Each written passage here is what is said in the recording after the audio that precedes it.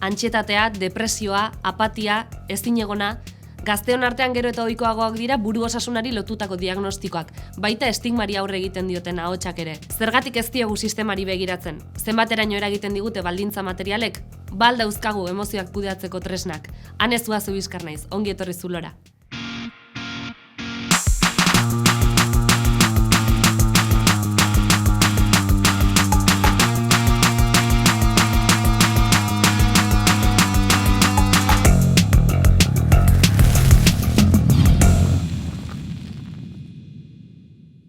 Buru osasunaz ari gara gaur norbere buruari arreta jartzeaz, halakoetan beti esaten da lehenengoa edo garrantzitsuena dela gaitzak identifikatzea edo norberak bere buruan identifikatzen jakitea. German, zurekin hasiko naiz, ez dakit antsietatea esaten dugu hitz potoloa da, baina erraza da identifikatzen ikastea? Ez, erantzun zuzen matematiko, ez. 12 urte neuzkela, hor antsiedadia sofritu nun, baina antsiedadia sofritu nun ikasketen ondorioz.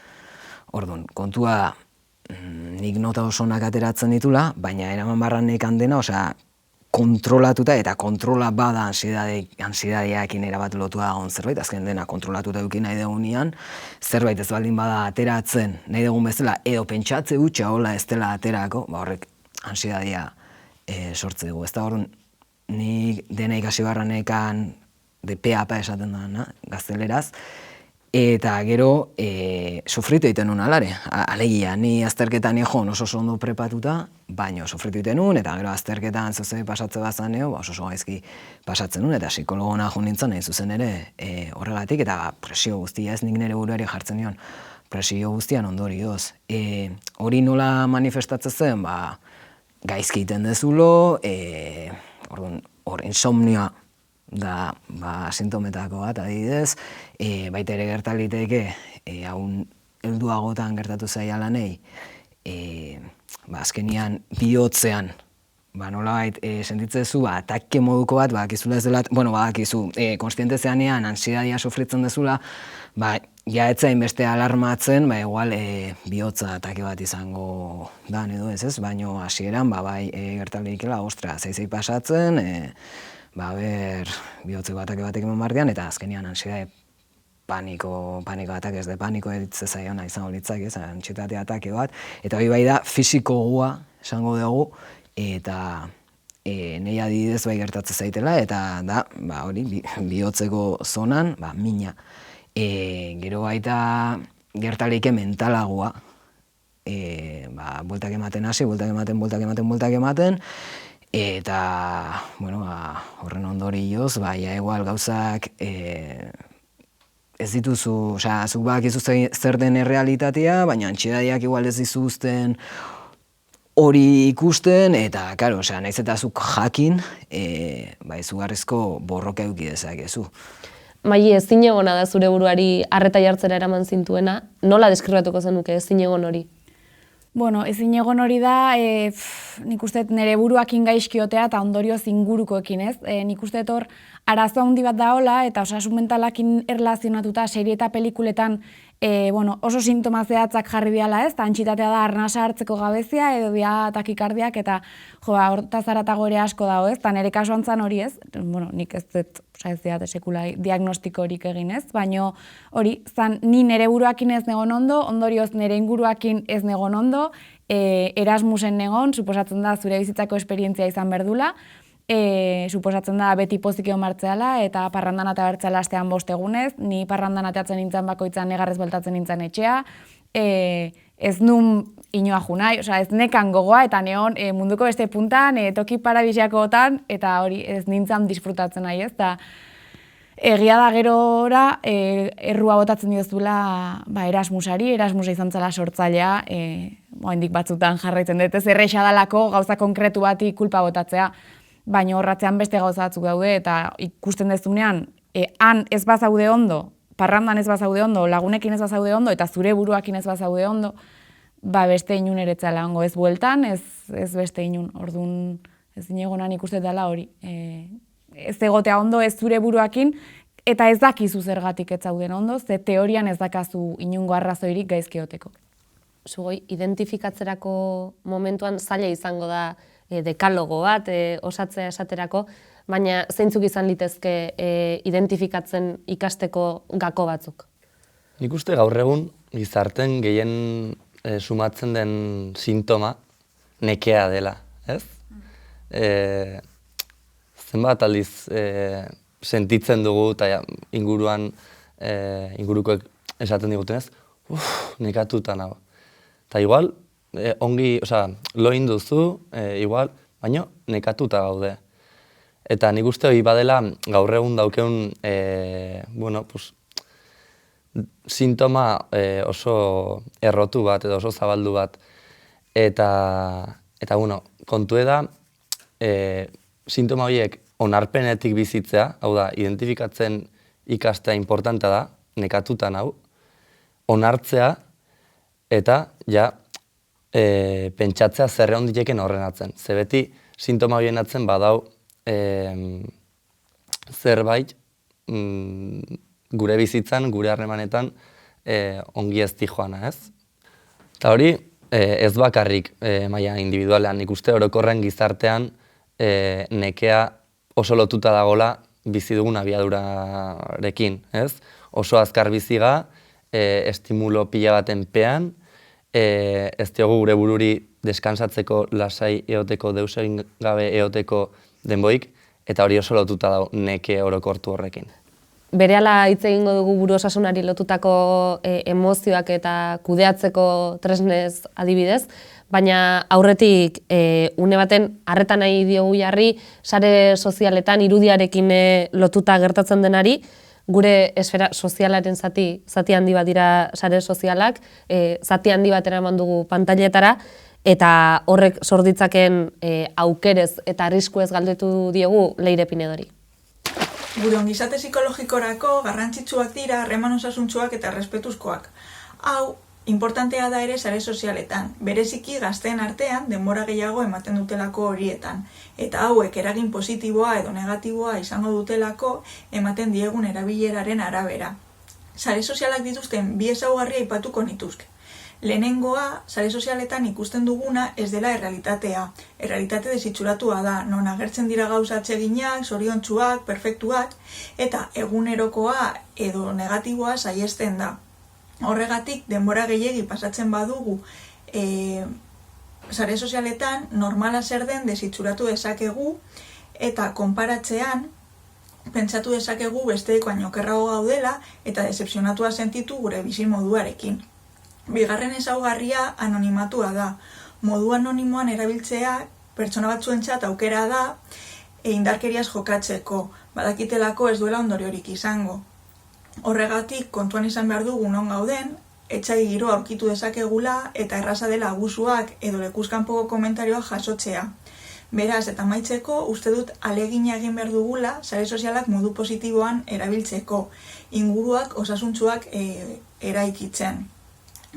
Saiatu jarraitzen lasaitasuna ematen digunari edo gauza interesgarriak partekatzen duenari gure gustuen arabera eta urruntzen deseroso sentiarazten gaituenaz. Sare sozialak eta aisialdia kudeatzeaz, modu osasuntsuan kudeatzeaz hitz egin du Leire Pinedok, ez dakit zugoi izan noteliteken hori abia puntu bat buru osasuna zaintzen hasteko edo kudeatzen hasteko? Ez dakit ze puntutaino daukeun kapazitatea hoi guk kudeatzeko. Azkenen, izaki zaurgarriga, pertsonaga, norbanakoak, pantaila baten aurren, eta hor muitzen die gauz pile bat, oso ongi ezautzen gaituzte, eta gaitasuna handi daukie gure harreta bideratzeko haik nahi duen lekura, eta alik eta denbora gehien hor mantentzeko. Eta ordunik, guzti hau jakinda ere, Instagrameko 30 minutok entzun dizkit egunero bataz beste. Orduan, horratik batzutan zalantza sortu zaizkitez, gaitasune dauken nik pertsona bezala hau kudeatzeko, zalantza dauzket. Ez da ginola ikusiko duzen.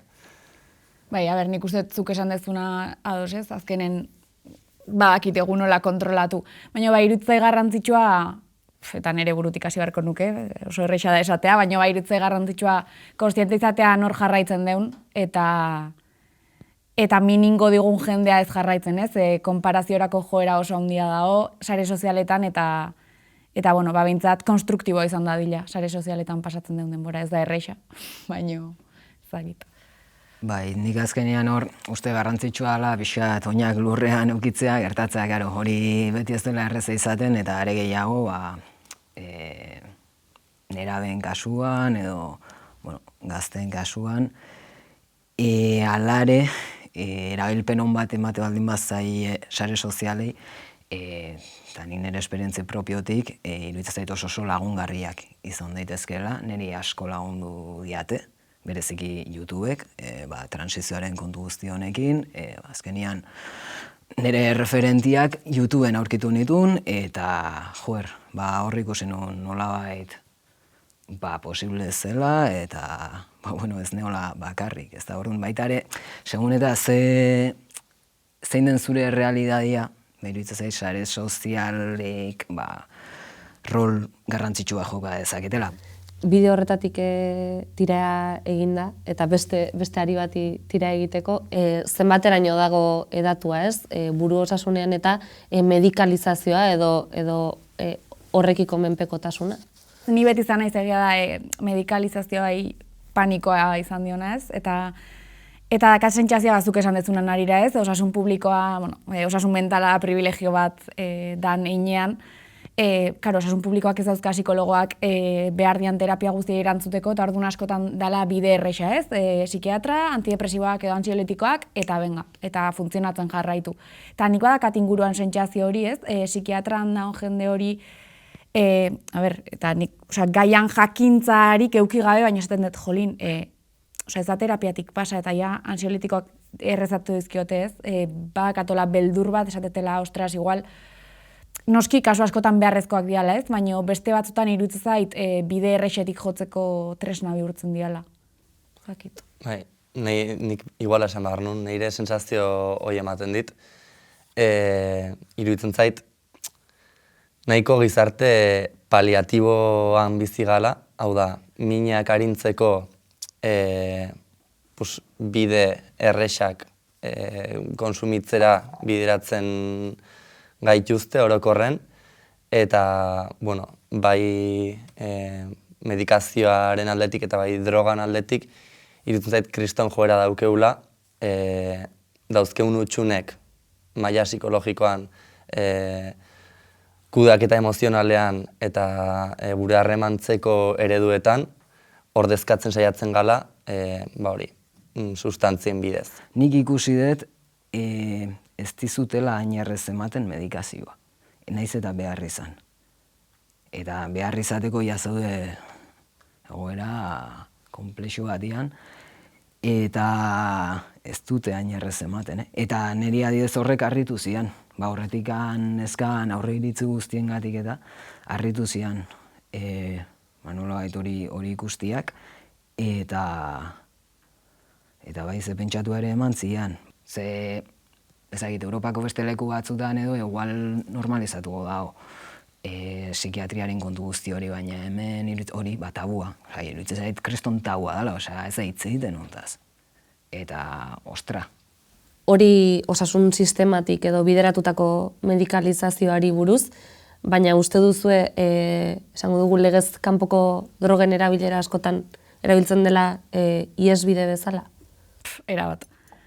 Legez kanpoko eta ez hain legez kanpoko, ez? Nik esango nuke, ni oso inusentea naiz drogakin, nik pertsona drogatua daola jakiteko oso drogatua jumar du, bestela naiz enteratzen, baino, jolin, eski nire uste, alkohola gizartean oso sartua dago, gazte jendeak kontsumitzen du alkohola astelehenetik igandera, eta hori iruditzen zait, dela utxune asko eta asko tapatzeko, tabakoa bezala eta ziurrenik marihuana, eta beste sustantzia batzuk bezala, baino nik arazoik handiena edo gertuen harrapatzen hauna bintzat alkohola, iruditzen zait dela partxe oso handi bat, noizbait lertuko dana eta ondorio larriak emango dituna. Gero baita, gizarte mailan alkoholik ez badezu edaten, igual bat baino gehiago aztertua sentitu daiteke, ez? Izan daitekelako soziabilizatzeko dakan esparru bakarra taberna jutia. Bai, nik uste drogak badiela modu bat konexioa laguntzen aldutenak. Hau da, beste personekin egunerokoan harremantzen nahiko modu arautuetan, ez? Eta bizkoat, arau hori puskatu eta bestekin konexioi bilatzen edo lortzen laguntzen duen zerbait. Eta iruditzen zait, neurri baten, horrek badula bere alde, ez dakit nola esan, ulertzekoa da, ez? Baina beste alde batetik iruditzen zait, kontsumo hori badela sintoma bat gizarte honen arazo estruktural batzuena. Hau da, nola harremantzen gure burukin, ez? Gauza asko modu egokin bideratzen ez ditugunak, drogan bidez saiatzen ordezkatzen, ez? Eta iruditzen zait, urte hontan, pandemia ondorengo urte hontan, ikusi dela, ez? Espazioak aldatu die, parrandaiteko lekuk aldatu die, eta nik uste agerigoan gelditu dela dauzkeun menpekotasunak olako sustantziekiko. Askotan erabiltzen dugu agur bezala zer moduz esamoldea, askotan erantzuten dugu eta jasotzen dugu bueltan ondo orokortu bat, ia esan nahirik ez duena. Portillo, zer moduz gaude? Kaixo, Julen Portillo naiz eta hemen gaude zulotikat galdera batzuk egiteko. 15 eta 29 urte bitarteko gazteen 30%ak buru osasun arazoren bat izan du azken urtean. Behar beste zaintzen dugu gure buru osasuna? Guazen galdetzera. Zaintzen duzu zure buru osasuna? Bai, nik uste baietz. Nik uste berrezkoa dela eta saiatu bintzat zaiten naiz. Saiatzen, naz behintzat. Nik uste baietz, behintzat saiatzen naiz hori egiten. Ez da hitz zaintzeten bai ez, baina saiatzea. Eta nola zaintzezu? Osasuntxea izaten eta lagunekin ni naizen bezala izaten. Pues egunerokotasunen igual pausatzen pixka eta pentsatzen zemuz nahon, ondo nahon. Momentu bat lasai hartu eta pentsatu zer dator o zer ez da eta beharrezko usten bat, laguntza eskatze taldeten egin. Arazoren bat uste dudanean daukadala, saiatzen naiz arazori nire buruarekin hitz egiten eta arazo horri nolabaiteko erantzun bat bilatzen. Jende honekin elkartzen eta ez da hit baiakin guztia goten. Bizitza oso azkar dijoan bizitza hontan, kapitalismoa dela eta saiatzen ez tempus azkar hori etetzen, niretzako momentuak aurkitzen eta baita ere zaintza, zaintza elkartasunean saiatzen ez printzipio horiek nire egunerokoan praktikan jartzen. Zure ustez, zure inguruko jendeakin, familiakin, lagunakin, azkezea zure osasun mentala eta zitzaiteko? Nik uste gehien bat lagunekin. Azkenen konfiantza maila desberdina da. Familiarekin agian ez hainbeste, baina lagunekin behintzat bai. Konfiantza mailen arabera. Lagunekin gehi igual etxe baino orokorrean bai. Bai, guztiz. Pixka alternatiba da eta gaiaren arabera ez dela bai absoluto bat edo ez absoluto bat. Bueno, Ane eta Kuadrilla, ikusi zuen bezala gurekin hitzen duen jendeak bere buru osasuna zaintzeu, edo saiatzea. Buru osasuna denok aipatzen dugu, baina gero inorkeztu adibidez terapia hitz egin, estigmari lotutako gaia izaten jarraitzen du? Dudi gabe. Egia geroz eta gehiago entzuten den zerbait dela, geroz eta gehiago aipatzen den zerbait dela gure inguruan, baina hala ere oraindikan zenbat jendek, zenbat persona juten dira psikologoana, eta juten dian horietatik zenbatek esaten dira ingurukoei psikologo batena juten diela, ez? Eta orduan nik uste horrekin garbi gelditzen dela, oraindikan oso estigmatizatutako kontua dela terapiarena. Nik uste aurten aldaketa nabarmen bat ematen ari dela, ni behintzat nire ingurun sumatzen ari naiz, ez zentzu hortan egia da oraindik estigmatizatuta dela, baina nik uste desente aldatu dela aurten. Jendek ikusi do, ez naizela bakarra gaizki dauna, beste batzuk ere gaizki daudela, askoz gehiago hitz egiten dela psikologoaren gana joateaz, eta nik uste asko naturalizatzen ari dela. Osea, oraindik asko dago hileko, eta oraindik estigma hor dau. Baina nik uste aurten, pandemia ondorengo garai hontan, desente aldatu dela, onera. Tabua pixka bat, arrakalatuta edo pixka bat hausten hasita, zentzu kolektiboa ere ematen dio, ez? Buru osasunari horrek lagundu lezake? Nik uste bai, ez azkenean terapia oso garrantzitsua da, baina sare bat eukitzea ere oso garrantzitsua da iruditzen zait, eta azkenean partekatzen dezunean zure ingurukoekin terapiara zoazela, eta ikusten dezunean gaina etzeala bakarra, ez? Nik uste horrek laguntzen dula, ze azkenean terapian lantzen dituzu gai batzuk, jende asko aldi berean lantzen nahi danak, sistema baten ondorio dialako, ez? Gabezia batzuk. Eta hoi oso aberasgarria iruditzen zait, ez terapia moduan, ez? Baina, konfiantzazko talde batean olako izketaldiak eukitzeak norberari laguntzen diola ustet. Ze berez, German eta Maili, terapiara joatea erabakitzea, erabaki erraza izan zen? Niretzat ez. Eta nio nintzen terapia hori lehen komentatu betena 8 urtekin, gero 12 urtekin, horretzan zaila izan, egia esan. 8 urtekin manekilako laguntza behar nula bai edo bai, eta 12kin, nula esperientzia hona eukinun, ikasketen kontu bat zan, eta, hain grabearen nun ikusten, da, lagundu guztian zerbait bezala ikusten nun. Baina, adibidez, oain dela, pare bat urte, 2 urte, berriro terapiara jo nunean, ja denbora asko nemakin arrastratzen, terapiara ez jute hori, konstiente nintzen behar nula, baino oso zaien zitzaiten, ni psikologoa izan da, terapiaren alde ondan, noski, psikologia maite dut izugarri, eta jakinda behar nula, izugarri kostatu zitzaiten pausua ematea horregatik nik ulertzen dut jendeari kostatzea. Zeia ez da bakarrik estigma, edo, igual hau gehiago personaletik hainez, baina alde batetik dago, komentatzen nahian kontu guzti hori estigmarena, eta gero beste gauza dago, zu persona moduan, zuk zure zaurgarritasun horiek norbaiti kontatzea, eta hori niretzako bintzat oso zaite zaian zerbait da, ez? Norbaiten aurrean irekitzia, seguntze gaiekin, seguntze gaidan irekiko nez, baina beste zenbait gaiekin asko kostatzen zaian zerbait da, eta hori izan frenatzen nindunan, ez eta noski jakitu nintzen behar nun zerbait zela. Nere kasuan kontrakoan, nahi oso erreixan intzitzaidan pauso ematea, egedalako baitare beti euki izan deten diskurtsoa, oso teorizatua, klaro, ez ala, ez, terapia denok behar dugu noizbait, eta ezak zer, eta, klaro, gero norbera itokat zaionean, ez da inerreixa, baina, nik momentu hortan, hain beltz ikusten dana oso argi eukin nula, pauso eman behar nula, eta egia esan etzitzen bat ere kosta. Hala ere, buru osasunarekin lotutako ze aurre iritzirekin egin duzu etopo, edo ze aurre iritzi ditugu gizartean buru osasunarekin lotuta? Beti, ez, tradizionala, tipikoa da, eroa, ez? Eroaren figura hori.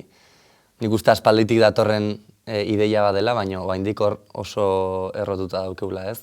Psikologoan gana joatea dela eroen kontua. Eta horre dauken konotazio negatibo guztiarekin, dauken konotazio baztertzaile horrekin, ez? Eta pixkanaka gainditzen nahi eta egitan nik uste aurten oso gauz politie pastu dela, ze gizarte mailan identifikatu dugu gure burua eta ikusi dugu ja ez gala gutxiengo bat, ez gala gutxi batzuk gaizki gaudenak eta goaztenak psikologorat ez dakiz zer, baizik eta oso gauz partekatua dela, eta nik uste hori, estigma hori eta baztertzeko ideia hori gainditzen ari dela. Baina azkenean sistemaren ondorio da, ez? Osea, sistemak produktibo behar gaitu, eta orduan terapia ere igual, kapitalismoa bere ganatzen nahi dan zerbait izan daiteke, ez? Produkzio sistemak aurrea jarraitzeko, azkenean, demostratu da, buru osasunik gabe ez gehala funtzionalak, ondorioz ez degula ezertarako balio, eta orduan terapia bain modan jarriko dugu, eta denok terapiara jungo geha produktibo izaten jarraitzeko. Azkenen trampa bat ere bihurtu daiteke hori. Ez dakit sumatu duzuen soinuren bat hor nonbait, badirudi baten bat badabilela, esteetatik larri.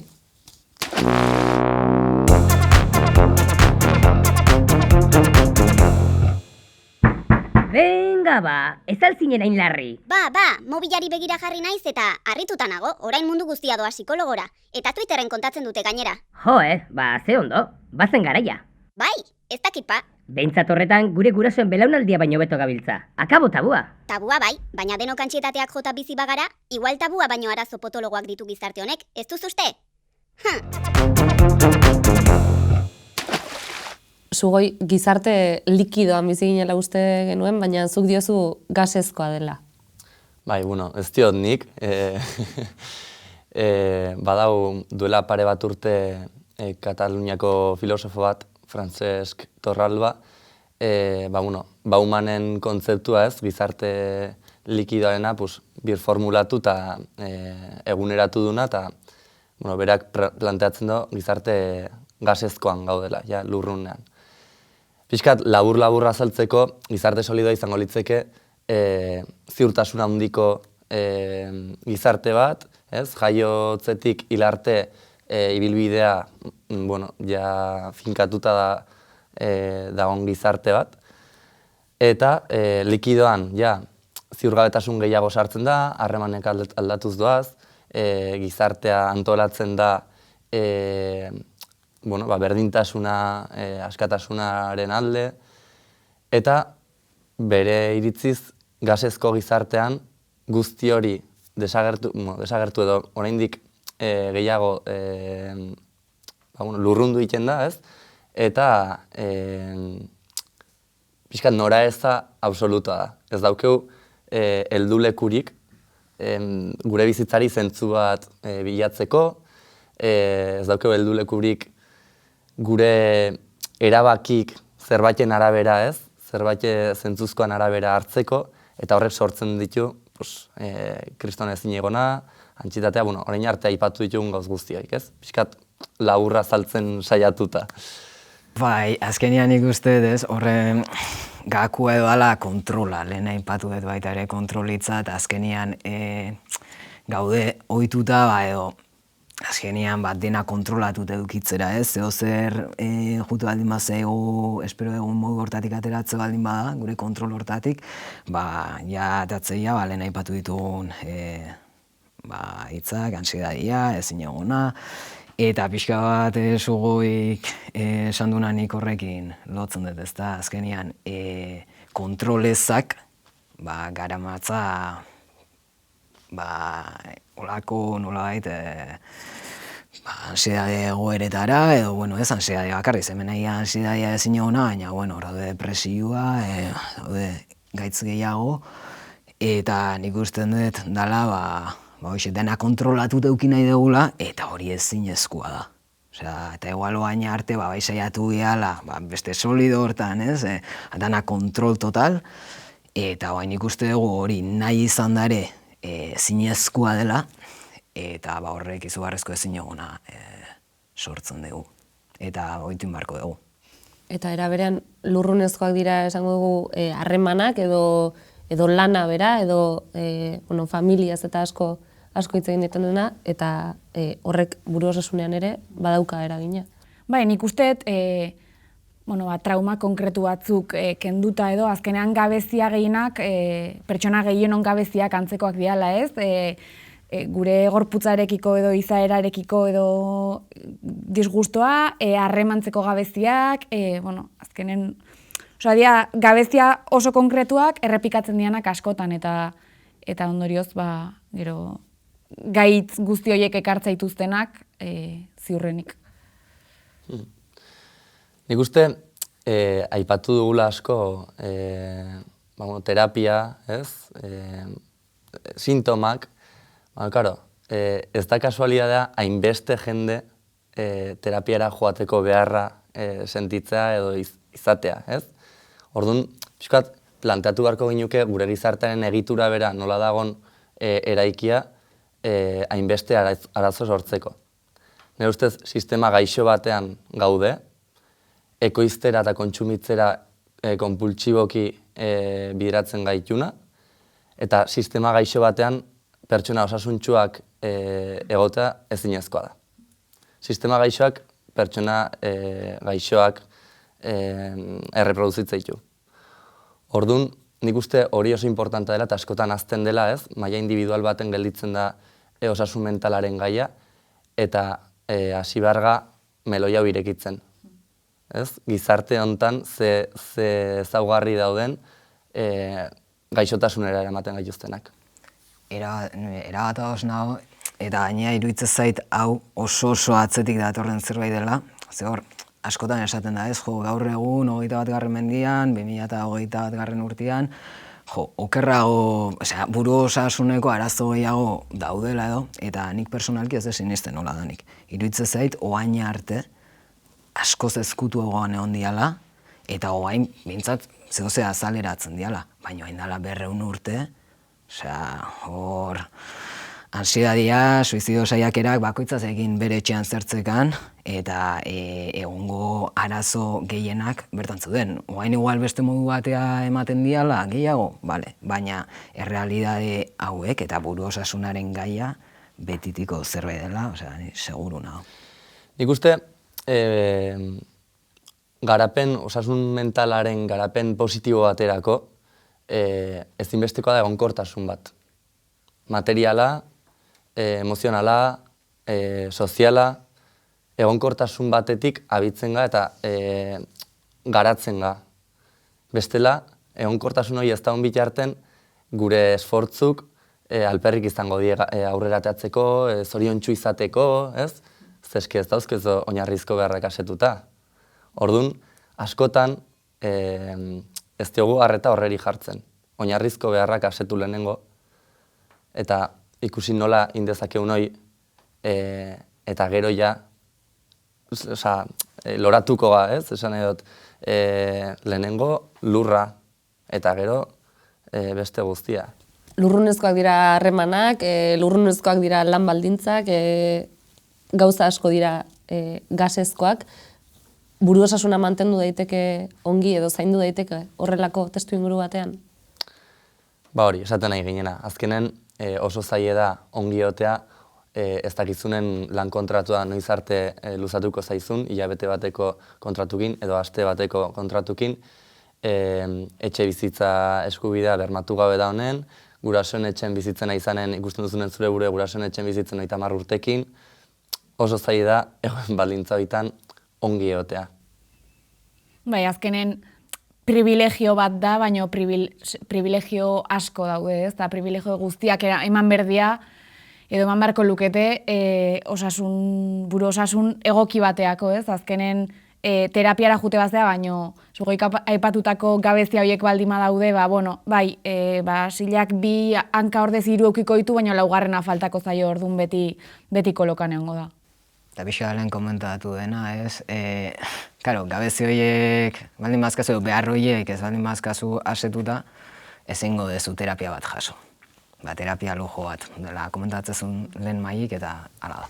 Azken erremate horrekin itxiko dugu saioa, eskerrik asko irudizuen gogo eta gurekin partekatzearren, zuei terapia ezin dizuegu ordaindu, baina nahi baduzue sare sozialetan aurkituko gaituzue eta bestela 2 aste barru ikusiko dugu elkar. Bitartean zaindu, buru osasuna ere bai.